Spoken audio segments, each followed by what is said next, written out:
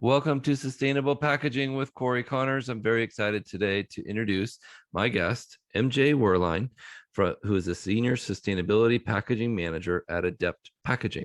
Hi, MJ. How are you? Good. How are you today, Cory? Good. Thank you so much for taking some time. We really appreciate it. I've been excited about this episode because what you guys do is very unique in the industry, in my opinion, the LCAs, life cycle analysis. And you do a lot more than that, I'm sure, but that's my focus for this because it's, in my opinion, very critical to the success of sustainable packaging. So can you tell us about yourself? How did you get into this crazy industry? Sure. Well, I went to Michigan State University, and quite honestly, I had no idea what I wanted to do with my life. Yeah. And my first roommate was a packaging major, and she recommended that possibly I take an introduction to packaging course as an elective. And I fell in love with it. The niche degree that it was, the opportunities that there was, the science behind it. And back then, it wasn't even as big as it has become over the years. So I feel very fortunate to have gotten to grow with the industry and see all the progress that's been made in changing packaging and developing packaging and how wonderful it's become. I've worked in 5 or 6 different industries now. Well, that's amazing. I just interviewed Aaron from MSU last week. So it's exciting. He's thrilled to see what's going on with their school of packaging. They were, like you said, they were the first school of packaging. Yeah, they were. That's amazing. What a story. And I agree. Packaging is such a cool and interesting, field to be in, especially now. Yeah, it's definitely grown. And the opportunity to move from just creating something that's beautiful to creating something that's more sustainable is really a nice jump and moving in a nice direction. I agree. Can you talk us through what Adept Packaging does that's unique and what you do? Certainly. So Adept Packaging is a collaborative of packaging specialists, and we're all from various areas in the packaging industry. And our company itself provides different client services such as consulting, recruiting and hiring, and cost and optimization for packaging. So clients come to us for different needs, and we have probably over 100 engineers to help fulfill those needs.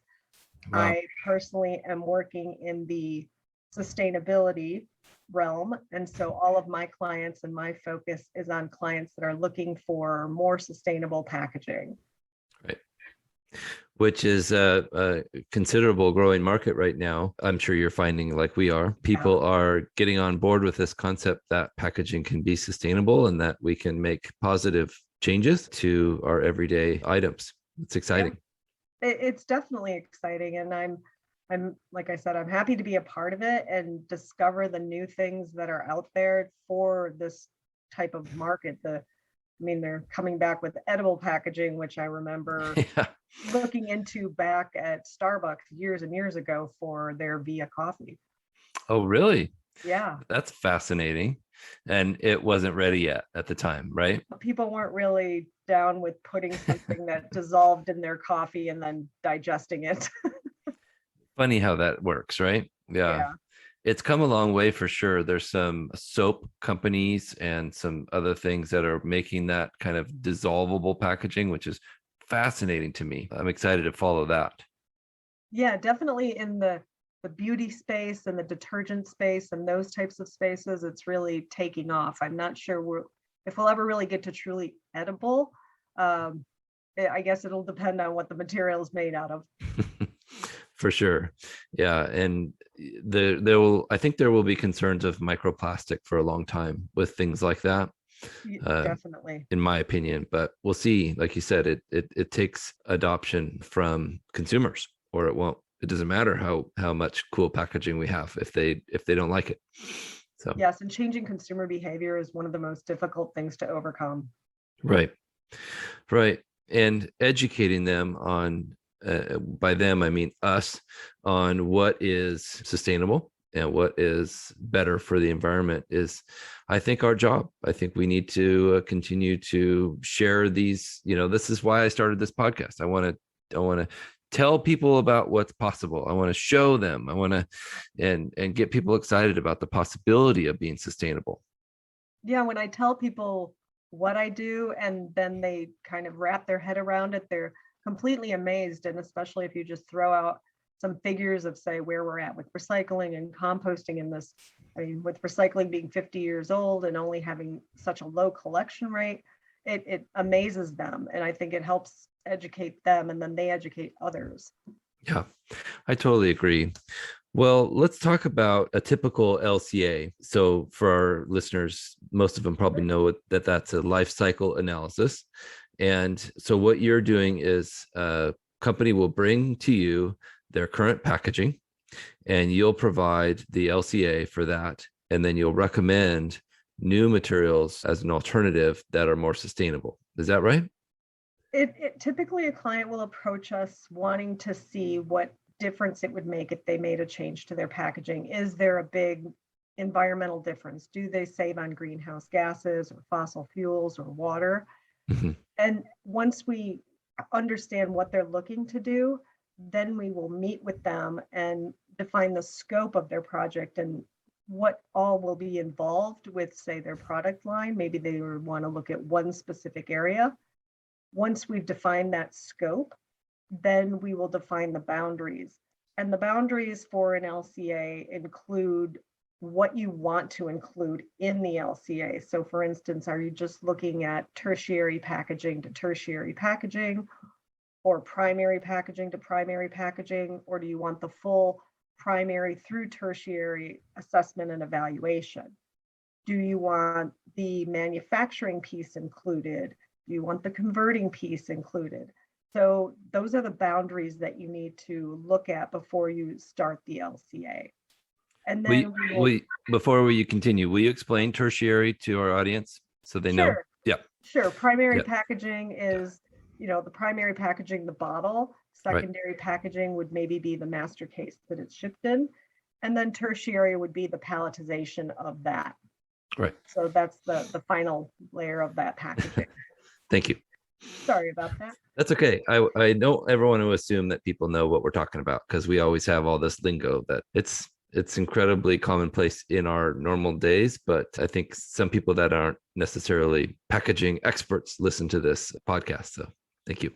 Yeah, no problem. And then once we've completed the LCA, we provide that assessment and review it with the client and make a recommendation. From there, sometimes we're invited to continue with that client to actually go further and help them find suppliers, possibly design the package, and even take it into commercialization. Wow. Full service. Good. Yeah, Adept provides it all end to end. That's great. I found you guys when I was researching LCAs, Yeah. just for my knowledge. I wanted to learn about what they are, how they work, how much an average one costs, things like that, because people are asking me about this kind of stuff all the time now. And so it's good to meet you guys and learn about Adept. People at Landsberg Aurora will continue to come to you guys for LCAs, I think, in the near future. That would be great. I would love to be working with you. So have you been surprised by any outcomes of any LCAs that you've done? Like you thought this would be better than that and it wasn't? Well, the one thing to keep in mind that LCA is a tool. So it's something to give a client direction to help them achieve and sustain their goals. So if their company goals are to reduce greenhouse gases or reduce material, the LCA is just one piece in that big puzzle. So when you're looking at a packaging and as far as being, say, surprised as an outcome, you could have a package that has, say, no recycled content in it that you're proposing and no great end of life scenario. So that could be the new package. And that doesn't seem like a great option. But when you put it up against the current packaging that they have that has recycled content and has a good end of life story, such as recycling, you might find that it's, it takes 10 times more greenhouse gases to produce. And I think that's the surprise for many people, is that they focus so much on the recycled content or the end of life scenario that they forget what does it take to manufacture that piece of packaging. Such an important point. I Yeah, totally agree with that. And that's why these are so valuable for the environment. So thank you for the work that you guys are doing. yeah. So what do you think is the most sustainable material for packaging? When when we look at the pyramid of packaging from, reduce material and resources to reuse, to recycle or composting as far as, and then collection, maybe it's collected for waste to energy, and then finally through to disposal, it we have to be mindful of what we are developing the packaging for. Right. So keeping in mind all of those things, you may find that you have a very material or resource intensive package that you're designing, but potentially it has a reuse of 20 times. And so personally, if it's a single use type of package, I would say paper seems to be the best material at this point because it's most highly collected in the recycling stream and it is a renewable resource. So the thing we're running into now, which is interesting with all of the supply chain issues that we're having, is that we run low on things like toilet paper, or paper towel, or Kleenex, but the consumers are forgetting that a lot of that paper and trees go into the boxes of the things they're ordering from Amazon or from another company. Right. So there's a big strain on all resources at this point. Absolutely correct. And I was just on the phone, or actually had an in-person meeting, which was pretty rare, with one of our large printers for chipboard packaging. We do a lot of retail boxes and things like that. And they were saying, it's essentially force majeure. They're getting allocated paper lots from production of paper mills, and then those lots are getting allocated down the chain. So what you're seeing are lots of quality issues because mills are selling whatever they have, all of it. And Just yesterday, I went to the grocery store and they've started making 2/3 high paper bags. yeah, So the paper wow. bags are almost half the size, and now I have to pay for 5 more. A lot of those things are very counterproductive. Yeah, And, whoever thought of that didn't realize that we're going to need to buy more because they made these less efficient. That's so silly to me. counterintuitive. If they would have made the nicer ones, I would have only had to buy maybe 2 or 3, and then I would have reused them because they're nicer and they're more robust. That's it, right? You continue to reuse packaging, or even find a single-use packaging that is easily recycled, or work with the municipalities to make things more recyclable and make them easier to recycle. There's so Yeah, and many I think options. that's where we're lacking a lot is in infrastructure just Yeah. within the United States, and that all municipalities throughout the country have different regulations around it. It would be nice if on some federal level we had some sort of come together and this is what we should invest in and invest more in recycling and composting. I definitely think that's coming with the onset of extended producer responsibility, already been passed in Maine and Oregon. I absolutely think in the next 6 to 12 months, it'll be passed in more states, and then eventually in, like you said, federally. And then what will that entail? So many positive things. I hope. Yeah. I hope it doesn't just cause more problems. But what do And you think it will accomplish? the it will definitely accomplish, I think it will force either the government to understand that we need this infrastructure or everything has to go to landfill. And that's not a good end of life story for anyone. Right. So they really need to look long and hard at what we can do and how we can help the recycling facilities and the composting facilities and get our things to the right place. And That's it. as consumers, just be good consumers about it and just try. I interviewed Ryan Smith, who's the CEO of Recyclops. Okay. And have you heard of them? No. Okay. So they are kind of a micro recycling company. They have an Uber style system where their people can log on and pick up recycling from local communities and consolidate it to their their facility, and then it gets recycled in bulk. And they're able to take things that other municipalities are not able to, like in certain areas, glass or plastic overwrap packaging. There's another company called Ridwell that does the same thing. But he told me that there's only 38% of the United States has access to recycling. Yeah, it's very sad for Wow. a 50-year-old program, right? It's incredible to me that it's so low.